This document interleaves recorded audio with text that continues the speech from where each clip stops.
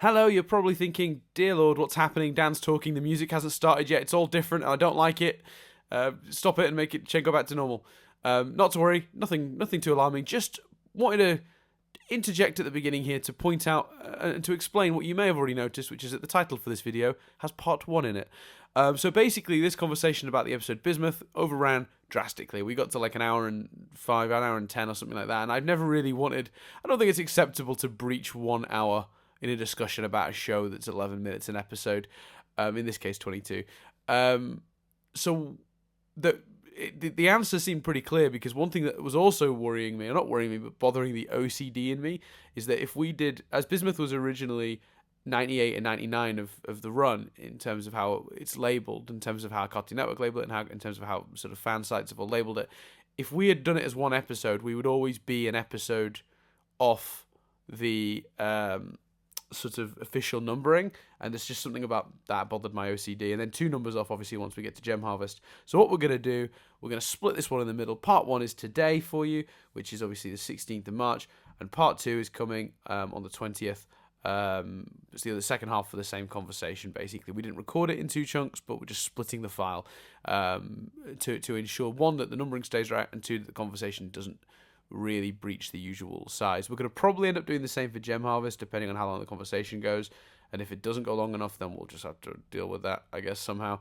But that will also has a secondary benefit of making sure that the next bomb doesn't start as soon. It puts a week between us and the next bomb, an extra week that we didn't previously have. So there you go. Yeah, sorry for those of you who don't like that. I'm sure there'll be some of you out there who think that's silly to just split the conversation. But I just feel like an hour isn't something we should be breaching. Obviously, if you tune into this channel for other things, the Q&A is coming, March 21st. Mark your calendars. Save the Light is coming back. I've taken a small break from it, just editing-wise. It was a lot to focus on some other projects, so that's where that is. And obviously, the bomb will be, the Out of This World bomb will be starting on the 14th of May with Steven's Dream at the current scheduling. So yeah, all happening on this channel. So yeah, enjoy the first half of the Bismuth discussion. Cue the music.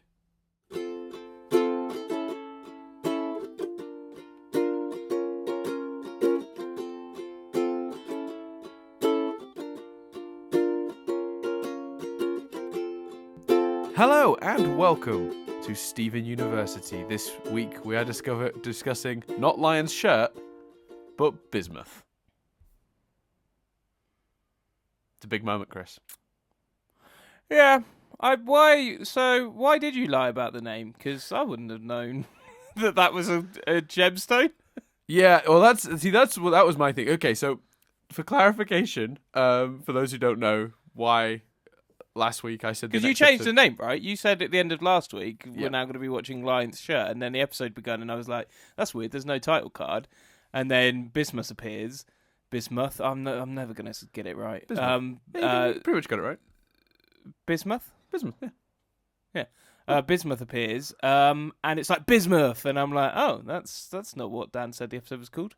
He lied to me, and I turned it off. I didn't watch anymore. I thought, well, I don't want to do this with a liar. Well, yeah, no. So basically, a lot of people were saying like that reveal is so cool.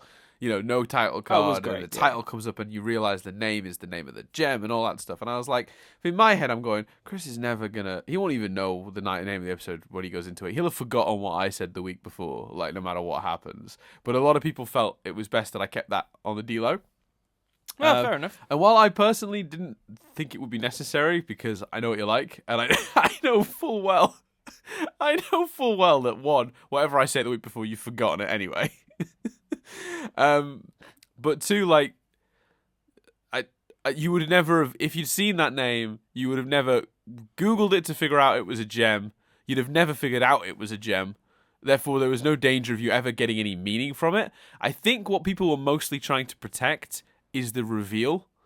Which is a really cool moment. Which is an awesome moment, and one of the better parts of the episode. We'll get to the sort of, Chris describes the plot in a minute, but the reasoning behind me changing the title to Lion's Shirt, first of all, why I chose Lion's Shirt is what I didn't want you to do is turn the episode on, go, this isn't the episode I'm supposed to be watching, and then turn it off, because I've given you the wrong name and it goes a different way. So I chose Lion's Shirt because it opens with lion grabbing a shirt. Yeah, that's cool. So then, because it opened with that, and I'm like, oh yeah, this episode's called Lion's Shirt. Why haven't we had a title card? And then, like, obviously, I was like, oh, that crafty bastard. Yeah, well, they changed a lot about excuse me, about the formatting of this episode because of the fact they could, because it's the first 20-minute one. And for those of you who no doubt yelled at me in the comments of last week's episode, why did you tell Dan it was a double length, Chris, it was a double length one? That gives away it's an important episode. Look, guys, I can't not. He watches the episode before we record. If I tell Chris we're recording at 6 p.m, Often, yeah. he's going to put the episode on at 5:30, 5:40, and then when he finishes watching it, we start. No, he's not. If I tell him we're starting at 6 p.m, normally he would put it on at 1:45. Do you know what I mean? Like, I couldn't risk. You were right. That does. I mean, ironically, that didn't happen this morning because what actually happened was I just woke up a lot earlier than Jess, so watched it with headphones. But yes, that is fair. There are times where literally, because it helps. To be honest with you, it helps for the recap. Like if I've just seen the episode, absolutely, because they're only 11 minutes long. We're able to do that with this show. Just quickly watch it and then record. Yeah, 100%. Excuse me, I got something caught in my throat. And the thing is, and also sometimes Chris crams it in on his, like in the past he's crammed episodes in on his work break, and I thought making it clear that this was supposed to be the 100th and that it's a double length one would make sure Chris didn't watch it in less than ideal circumstances. I wanted this to be a full attention, focus, no like distractions, not watching it in bits session, and I thought doing that would make sure that happened. And I think that yes, it's a shame to give someone expectations for an episode. But at the same time, I in this case, because of the way we do this, I kind of had to. But also, I think the show gives you, even if I didn't have any expectations going in, this episode gives you expectations for it. You turn Instantly. it on and you're like, within 30 seconds. It's 22 minutes long. They're doing random other title cards, Steven Universe with Bismuth. He's got his own unique title card. The episode is like, this is special. So shall I summarise? Yeah, I please. think that all links into thoughts. Yeah. So they're all playing video games, and then Lion's trying to steal Steven's shirt from Thunder something, it was a ride at Funland. I'm not sure which one. It might. I wonder if it's the ride they went on when he went with the Shorty Squad with Peridot and Amethyst back in Too Short to Ride. Yeah, that's probably a direct reference that I'm not able to exactly draw the line between. But yeah. So Steven decides to hide the t-shirt in Lion's mane, goes into Lion's mane, and then sees this gem basically, and accidentally sets her free. And it's Bismuth. So Steven goes back and tells the guys. Amethyst doesn't know who they're talking about. Pearl and Garnet both do. They're like, oh, is it Bismuth? So he goes in, pulls her out. Bismuth joins the gang. Bismuth a little bit more keen to fight, keen for the wars than the other guys. So she's talking about Homeworld and attacking them, and we get some gem history. Bismuth was gone before Amethyst came, and all the gems that were shattered, and some gems get named checked as well, which I can't remember the names. Cool Kit or something crazy. There's a Biggs, there's a Snowflake, and there's one I'm missing. Crazy Lace. Because Crazy Lace, that's it.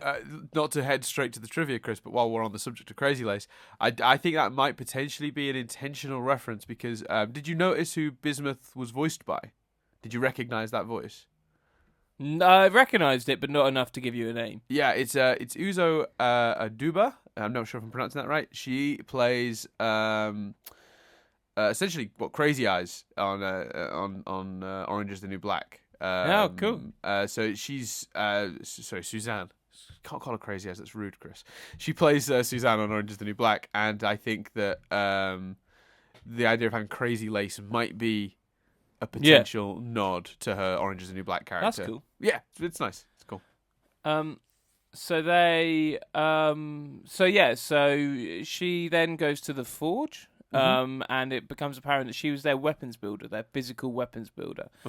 She starts building the gang new weapons. There's also like a training montage as well, where Bismuth is determined to see their fighting skills and stuff. Steven and Bismuth then start talking late in the evening after Steven's shown her some more traditional human rituals such as tennis playing and eating pizza, watching TV, that kind of thing. Treats her. And then Treats. that was on this podcast, wasn't it? Yeah, it was. Treats. Sorry. No worries. And then, I'm hungry now. All of a sudden. And then, so Bismuth takes Stephen back to the forge, and then shows him a weapon called the Gem Buster, something like that. Striker, what's it called? What's that, sorry? The weapon that strikes the gems. Oh, cores. the breaking point. The breaking point shows him the breaking point and shows that it can just smash gems and just which would really ultimately destroy them because you smash the gem. I mean, it's pretty similar because she talks about shattering the gem, and when you think about the gem shards that were part of those weird experiments that like the part of the cluster and things like that, then those shards are created from a shattering. So it does effectively end that gem because corruption, you could argue, theoretically might be healable. Stephen has shown some propensity for that, but a shattering really does. Once the gem is separated into bits, into shards, the essence of what made that gem up is very much gone. That is the closest I'm aware of to a gem being able to die. Because obviously it's always important. I think it's sometimes when I look at fan comments, not on this podcast, but like on like other forums and stuff, there seems to not be a confusion, but sometimes people misuse the words. Like I think corruption is a very specific thing, and I think shattering is a very specific thing, and poofing is a very specific thing. These are all things that can happen to the gems, and I think and obviously a crack is another thing that can happen. Amethyst demonstrated that in that episode where she got her gem cracked, and even Lapis wasn't at full power until Stephen healed her gem's crack. So I think those four sort of things that can happen to a gem are very different, and I think it's very important to note that what this item does is it shatters, which is, as far as I can tell, the closest thing to sort of like the way you end a gem's existence. That doesn't seem to be that's definitely the impression. Yeah, that's definitely the impression I got. But through this episode and all the others that's been talked about. So Stephen's like, no, you can't do this. That makes us as bad as the bad guys. Bismuth fights Stephen and talks about how Rose said exactly the same as him, and that's what led to Rose poofing him and poofing her in the in Lion, and which is, why wasn't anyone else asking that question? But we'll come to that.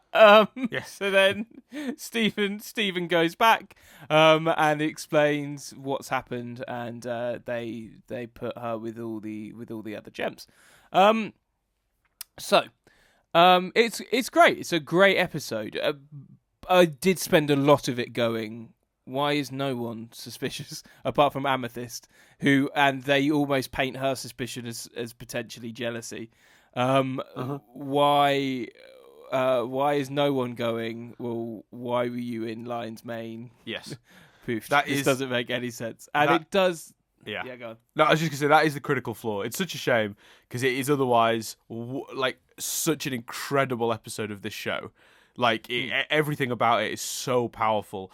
Like from the how upset Bismuth is to see the battlefield and that they lost, and then this idea that there was a whole group of crystal gems, and it wasn't just the crystal gems we know. There's this whole team that we've never met or seen, and then it becomes. And it kind of works in the end because the whole time, while you are going, why is no one asking these questions? It's looming, and at some point it's going to have to come up why Bismuth was bubbled and not free. And why? Well, also she was so cagey about whether Stephen was Rose and what he remembered. Did he have her memories? Yeah, 100%. So in a weird way, it actually kind of works to the episode's benefit because it builds up a bit of like a pressure. Like, while it does make the characters look infinitely stupid for not asking that question instantly, You know it's there, and because you know it's there, the whole episode has this tense vibe to it because you're waiting for the full story. You're going, there's more to this. I know there's more to this because I know that there's no other reason that gem would have been bubbled. It's a perfectly healthy gem. This isn't like the corrupted gems, in the burning room. This is a gem that was in no way corrupted, that was literally bubbled, and it's one of Rose's bubbles. We know it's a Rose bubble because of the colouring. Bubbled by Rose and hidden in Lion for a reason. What is that reason? What are we not?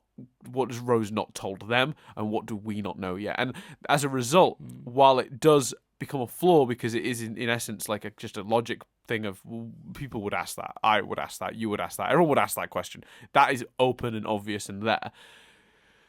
Also, one of the characters can see the future, and they're not asking that question. Well, yeah, that too. Yeah, that's also true. But I think because of the way it works in the episode, in the end, I think it's a trade-off that's kind of worth having because I do love the way that builds.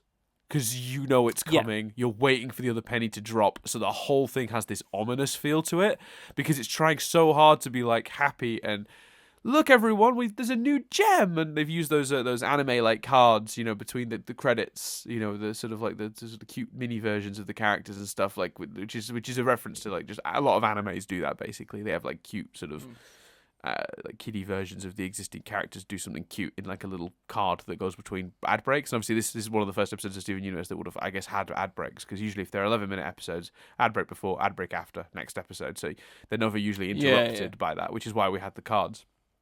But for me, I think in a weird way, because of it, even though that is a logic sort of barrier, the way it builds and that ominous feeling the whole episode has while they're doing all the cutesy, we've got a new member of the team stuff, it's tangible. The tension is like everything in this episode, and it works so well. So I'd almost say I'm almost okay with the logic break, because it gives us such a good sort of tense 20 minutes of television. I don't know if you'd agree with that. No, I do, and the tension works really well, and I think I'm glad they did it all in one episode. Rather than like introducing Bismuth and then building it over a couple. Yeah, because then I think you'd be like, "Oh, come on, address this elephant in the room." Yeah, that's fair. And I don't think any of it is. I think it's bizarre, and I think let me pay it a huge compliment and then come back to the 22 minutes thing. Not that I have anything negative. I just think it's an interesting discussion of how does this show fit in 22 minutes? Should all episodes be 22 minutes, etc.? But the big compliment I have is the final fight between Bismuth and Steven. And Steven utilising all of the powers he's learned. We see both versions of the bubble, the spiky one, the regular one. We see him float. We see the sword. We see the shield. Great stuff. Yeah. The slow evolution of Steven is beautiful in this show. It's so well done. Yeah, and really well done. And funny in a way because there's a real logic to it, like the Spiky Ball's first appearance in Steven versus Hammersmith. Jesus. Hammersmith. I love that. Hammersmith, they've introduced a new gem this week, and you've pretty much been nailing it. Except for when you overcorrect, because you're so used to getting names wrong. You've gone Bismuth? Like, you've done it twice where you've, like, said it right and then tried to correct, which I love. That's so adorable. I think they also do so many plays on the word business that I honestly got to the point where I was going, is the gem's name business? Like, is it pronounced business? Because they just did that a lot. Let's get down to Bismuth. But carry on. I then cocked up Amethyst. The spiky ball being used in the last episode. Yeah. So I love the consistency of Steven's best powers comes out when he's backed into a corner. And in this episode, they had Bismuth go, come down, show me what you got. And Steven's like, nah, this is too intense for me. And I'm like, but you've been through like more intense situations, but he doesn't see it like that. Those situations, when he's forced to act, when he's backed into a corner, he'll be super sly Steven and able to do it. But when just messing around, he doesn't like show his force and show his strength in that way. I think that's really, really beautifully done. sweet. Like, that's a good example of the character, because it's so sweet of him that he won't do it unless he really has to. Yeah. So the breaks of format, 22 minutes. What did you think? I think this is the perfect episode to do it in. I don't think it would work permanently. No, I don't. Because I think the show has found such a good rhythm with these 10-minute sort of stories, these 11-minute stories. The 22 minutes, like they made it fit perfectly. You could almost imagine this actually being 2 episodes. You could imagine a break point somewhere in the middle there, and then coming back and the shoe dropping. The other shoe dropping. So you could see this as a 2-parter theoretically, and it does count as 2 production codes. Technically, even though it's episode 98, it's 98 and 99. And I think the original intention was for it to be 99 and 100, if memory serves. It definitely fits that. Yeah, so it did use up 2 production codes. It is still technically, it was produced with the design of 22 minutes being the format, but with the intention of it being produced with the budget of 2 episodes and under 2 production codes. Right. Okay. If that makes Makes sense. sense. But I think it was written, designed, created with 22 minutes in mind, and it works beautifully in that for that. But I do think it's probably best to say it's best as a sort of a one-off, because the show has found such success building stories over multiple 11-minute episodes that there's really no need to do this too often. I don't mind it being used for a special occasionally, and if the very last episode is like this, I certainly wouldn't complain. I think it works perfectly for this story as well, because with Bismuth and this particular reveal, they get the time to to do all the happy clappy stuff before that shoe drops. And I think in an 11-minute episode, it would have almost been too quick to introduce Bismuth and then immediately drop that shoe. And if you do it over multiple episodes, as you suggested, then you might sort of be going, wait a minute, come on, guys, ask the question. Someone needs to ask the question. Well, not only that, if they were doing it this way, it's all one story. Mirror Gem, Ocean Gem has a clear break. The return and whatever the episode was called before that. Well, Mirror Gem, Return and Jailbreak. Yeah. Clear break, clearly one story, 2 episodes. This is 1 episode. Like, there's no obvious break in this where you could justifiably feel like it was 2 episodes. So this is absolutely the right way to do it. I did think throughout, I was like, well, this story is so epic and there's so many beats to it. Bismuth returns, the training, the forge, Steve, I wouldn't want them to start inserting beats. Like you look at an episode like Steven versus Amethyst.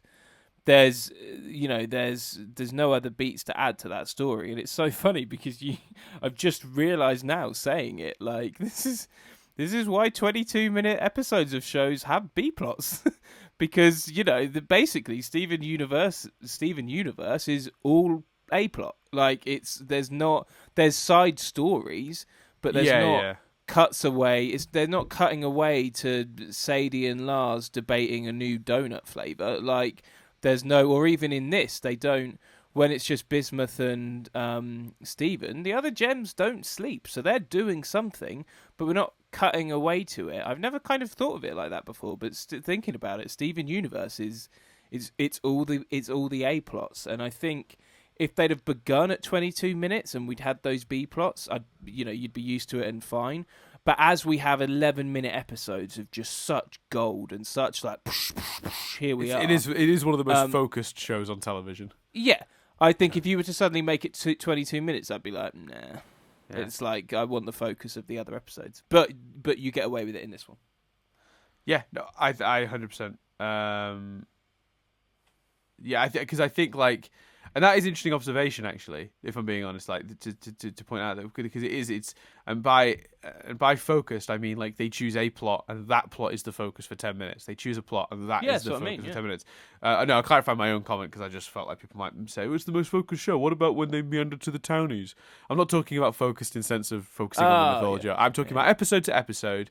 Whatever the plot is they have chosen, they go with it. I'm clarifying for listeners more than yourself, Chris. And I think And I think so when you do an episode like this, you've got to have something that can maintain that focus, or at least make use of that length of time for the 20 minutes, because you can't cut away to something else. You can't fill it out any other way. And this does do a beautiful job of sort of making every minute count. And what's really interesting, actually, is thinking about it. The show has continued to do stuff like this further in, but just in actual 11-minute episodes, where there are 11-minute episodes that literally end where the next one starts. That happens more and more as the show goes further. You'll notice this in sort of like. I think more... to do that though, you have to build to a mid-story cliffhanger or moment, and the first 11 minutes of this episode, I mean, you'd have to look, but I assume the 11-minute mark comes around like the training montage. That isn't enough of a first episode. It's like this is a really obscure reference that no one is going to get, so I'll do it really quickly. But there's a 2-part episode of a British sitcom called Only Fools and Horses called Miami Twice, and the first part deals with them getting the tickets and flying out to Miami, and the second part deals with them in Miami. And for some reason, unfathomable to me, that first part was shown on Christmas Day, which is a big day for TV in the UK. But it's just about them deciding to go to Miami, and that's it. There's no other like real interesting meat to that episode. It's because what it's building to is quite, is quite a small thing. It's not building to any big comedic scene. It's just building to them flying to Miami. And I still don't know why they didn't do that first part on Christmas Eve and then the big epic Miami story on Christmas Day. But that's what you can't do. And I think chopping this episode, I hope in syndication this episode still airs together, because if you chop this in half, I think it would chop at a really weird point. Like it's not built. It's building up to the end. It's building up to the 17-minute mark, not the 7-minute mark. Yeah, no, that's absolutely correct. And I think that especially this exact story, like I was talking about, the thing that I think works best about this story is how ominous it all is. Because we spend so much time being like, isn't it great? Bismuth's here. We love Bismuth. We're all happy Bismuth's back. Like, Garnet and Pearl's reactions to Bismuth's first appearance is heartbreaking. It's really seeing an is. Old friend. It is. And it's absolutely brutal, really. Because you just like... Because, again, we know something is not right the whole way through it. So it's like, I don't know. I think if you... Again, there's no way that works in my head over 11 minutes. Then again, the show has done more in less time, so maybe I'm wrong. But true. Particularly with the big epic fight and then the moment at the end with Steven when he finally makes the call and for the first time in the show actually poofs a non-corrupted gem. Yeah, poofs someone that, and that's what I want to talk about here, his character, because you get why he's poofed. She needs to be poofed. Sorry, I swear even Steven said he at the beginning, but that must have not happened. I must have just misheard that. So Bismuth. So let's talk about her character, because they do a great job of going, Steven needs to poof her, she needs to be hidden away, Rose was right, but at the same time, you get it. You can see how she's ended up in this place. You can see how she's ended up at this conclusion. Mm-hmm. I think they do that really nicely. Yeah, no, 100%. I think that you understand all the logic, and then they make you... They demonstrate Steven's hesitance to even do that, because that doesn't even feel right to him, but he can't see any other way out of it. And that's why when that sword goes through Bismuth and Bismuth poofs into her gem... I'm pretty sure he's got a tear in his eye. And I think... Well, I don't even know how... I think they do it even better than that. I don't think they even necessarily do it that he sees no other way. He puts the sword up in self-defense. And that's when she then goes to gem form. And once she's in gem form, of course he's just going to poof her. Do you know what I mean? So they even managed to make it... It's still his decision. But if you were anti that decision...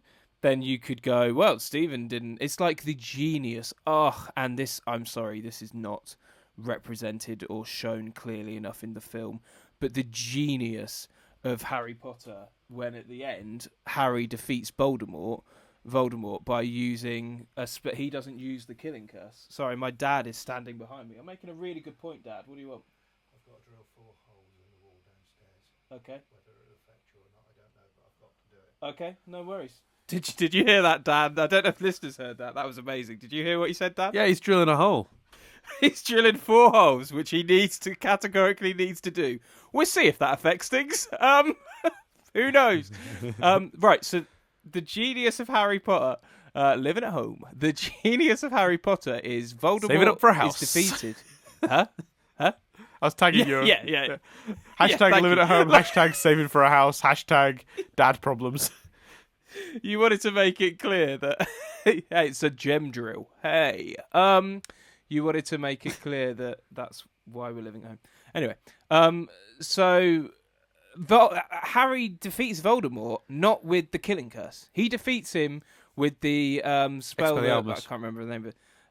The spell that makes the wand thing. Yes. So Harry still defeats him, but if you don't want to think of Harry as a killer, you just go, well, Voldemort technically killed himself. Yeah, because he killed himself on his own killing course. Yeah, because basically Voldemort shoots the killing curse. Harry hits it with Expelliarmus, which shoots Voldemort's wand out of his hand because it's coming to Harry.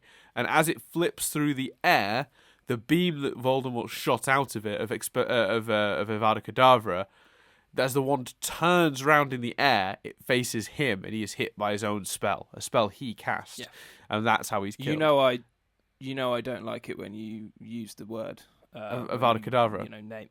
Yeah, you know, I don't like it when you name the spell. I get uncomfortable. I know you do. Especially if I point replica wands at you and do it. It shits me up. Can't stand it. So true story. Yeah.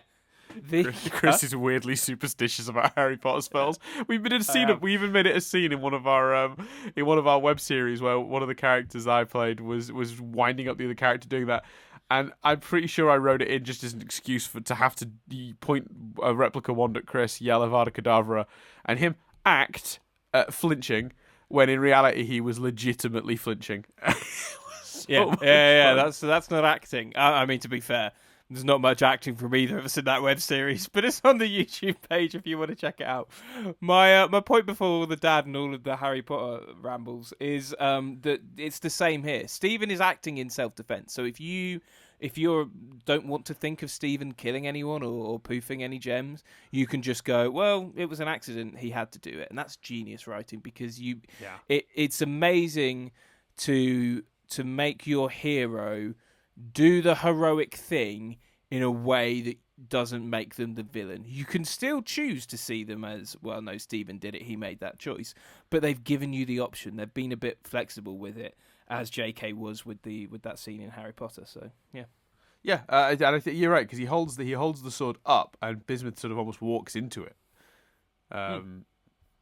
Which I think is a testament to how little I think Bismuth expects Stephen to defend himself, because Bismuth clearly a capable fighter herself, so the fact she just basically seemingly walks into his sword in an attempt to make a move to hurt him without really, I guess she just did not expect him to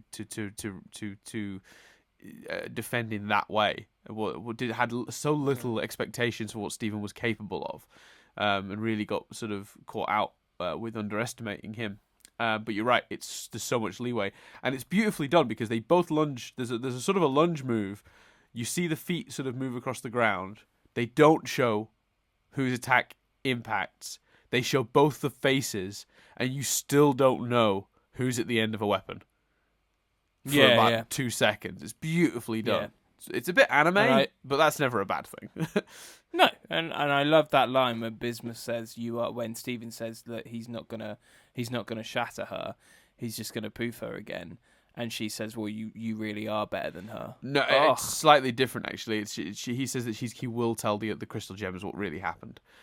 Oh yeah. That because obviously because obviously Rose did the exact same thing. Rose poofed Bismuth and bubbled Bismuth. So the action is the same, but it's that Rose never actually told their friends what happened. Rose kept it to herself. Maybe didn't know how to tell people what she'd done, didn't know why. But I like that Steven has proven that in some ways he is better than Rose, because he was willing willing to admit that there was no easy solution, and that it was a difficult situation. It led to Bismuth having to be bubbled, and having to not sacrifice, but essentially put their friend on ice for potentially another huge chunk of time. And while Rose let them think that Bismuth was simply missing, Steven was at least honest about what happened. It's nice as well that there's this continuing undertone of Rose manipulating and lying and stuff like that. I think that's only going to build and build. And it's interesting because Rose was not perfect, evidently. Rose was... We get these glimpses of how flawed Rose could be. And I think what I'm loving about it right now, rewatching these last handful of episodes has been really bringing this to the forefront for me, particularly replying to comments in the comment section. I think I replied to a comment from Cram a couple of days ago that I said essentially this exact thing. What I love so much about the way this is working right now is we're having the experience Steven is trying to piece this together, because Steven's mother could never meet her, because she is him in so many ways, and it's this weird, seemingly implausible situation where that's what's gone on. It doesn't make a huge amount of sense that would be, the situation, but here we are, and that is it. So he doesn't know his mother. He's never met his mother, so he can only piece her motives together from the glimpses he's got of her life, through stories he's told, through things he learns, and that's all we've got too. So we sit there watching an episode like Greg the Babysitter going, is that why she became a human? Because we don't know, and we're putting it together. We're trying to make sense of Rose's motives, Rose's decision-making, and leaving it a mystery to us makes so much sense, because it leaves it a mystery. Because it's a mystery for Steven. Steven, we get this stuff through Steven's perspective, and he'll never truly understand his mother's choices, and neither will we, in many ways. And I think that's really interesting for a couple of reasons. And I think that it also, I wonder, is it a conflict with the show's ultimate goal? Because you've got to assume that at a certain point the show will reveal much of its backstory, and does filling that in, conflict with that maybe? No, because I think not for me. Because one, I think there's thousands of years of backstories. It would appear. So because you were talking about the Gem War, and then there's after the Gem War, and then there's Greg, and there's a lot of backstory there. And you could easily slot in more backstory. And then you have, hell, if you really wanted to, there's another full-on invasion of Earth. Do you know what I mean? You can do. When you run out of backstory, you can just, like Lost, instead of flashing back, they flash forward. There's indications that This Is Us is going to be flashing forward now, so a bit more. So, I don't think when the history is filled in, it's a challenge, but, if you either end the show or make the present just as interesting. I think the drilling has stopped, so apologies for that interruption, but fair play to him. It's better than drilling just randomly happening and me being like, Yeah, you can't if it told you. It's all good. I'll be honest with you, Chris. I couldn't hear the drilling. Yeah, I think we got away with it, Dan. I say that. Wouldn't it be amazing if, it turns out he was he'd just drilled 2 holes downstairs, and suddenly there was this and then the wall collapsed. That would be fun. It's interesting because because I just think from a narrative perspective, the show does in a way owe the audience some clarity on the past, certainly the key points, some of Rose's bigger decisions. But I keep wondering, if we get answers to that, does that sort of ruin we're getting this from Steven's perspective element? Because does the more context we get, wouldn't that spoil some of the ambiguity of the choices Rose makes? But we'll get the answers from Steven's perspective as well. So if you're saying you don't want the answers for that reason, then you just want if in 7 years, 8 years time from now, Steven's still roaming around not knowing shit, that would frustrate you more. Yeah, that's fair. That is fair. So they have to roll the dice with it at some point. Either the history is so detailed and so spread out that they can keep going for a while, or they answer all the questions and shift. Look at Fringe. Fringe answered all the questions by series 3-4, so they shifted to a new and different story for season 5. It's Harry Potter. The backstory is so detailed. They stretched out revealing that for 8 books, which is 8 movies or potentially 8 series of a TV show. So either the backstory is so large, or they make everything else interesting. Yeah. Or give it. It would be so easy to give things a new history. The crystal gems somehow end up on another planet that Homeworld was invading, and we get all the history of that planet. There's ways. Yeah. I think as well that. I think as well you're right, because I think you won me over pretty quick there, because you said as long as we get those answers still from Stephen's perspective. So we know physically what happened, but there's still some murkiness around her motivations, because he'll never have her thoughts. You know what I mean? So no, yeah.